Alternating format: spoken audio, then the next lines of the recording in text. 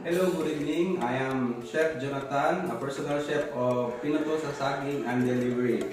Now we are making R&D for chicken halang halang. We use ingredients, red onion, sili espada, ginger, garlic, a little bit kinagod sa lubi, and then sili and coconut milk, chicken meat. Usually we use chicken bone in halang halang, but here in Pinoto sa Saging we use meat like a breast. So now come on, let's cook it. First you put the meat, wash, then put the meat, and then put all the ingredients: garlic, ginger, chili espada, and then little bit onion. Later on, these ingredients will be put in the middle end of cooking. So let's go.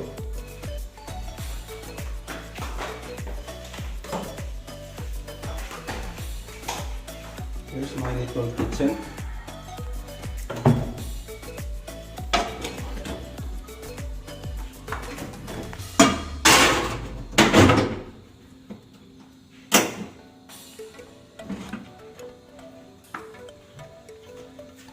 Put a little bit oil.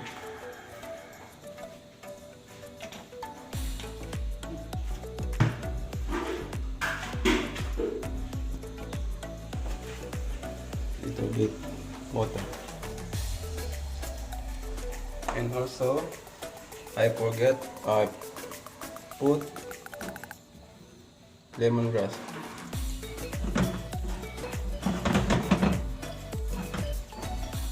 Let's come back after 30 minutes, 20 to 30 minutes. Let's cover it. And also here some of our menu, humba, pata humba.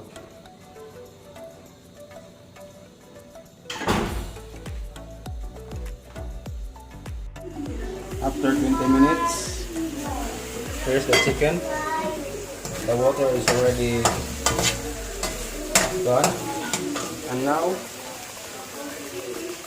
we put a little bit pepper,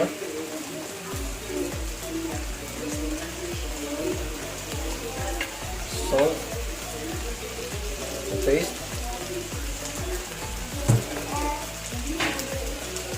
and then coconut milk, together with the coconut kinagod.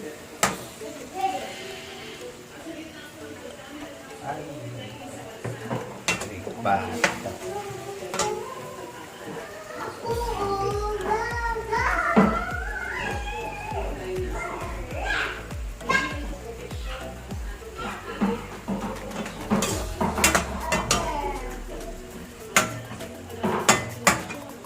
Now we put the chili.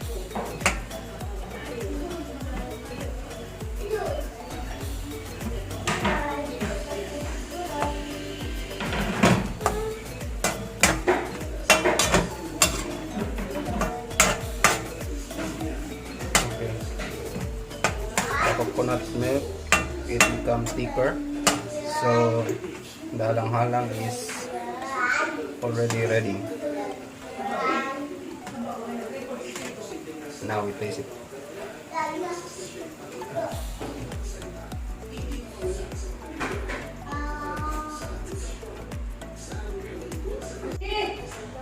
Now we put in the plates.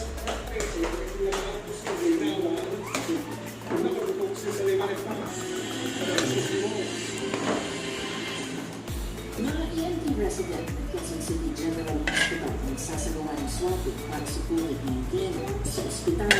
Pero, bukod sa mga patay na pasyente, pinakuha na rin sila ng samples sa mga patay. Gusto ng President na ito po pag-ground sa Quezon General Hospital at isa sa pinakabagong ito ang yan, ginagamit nito ang area para sa mga pasyente dead on arrival para sa nagiging sa COVID. Ang mga nabitso sa ilalim sa tinatawag na post-mortem COVID testing. Pareho sa regular na swabbing at sample sa lalamunan at sa librang bahag 142 ang post-mortem o mga patay na. Sa mga ito, 16 ang nagpositibo.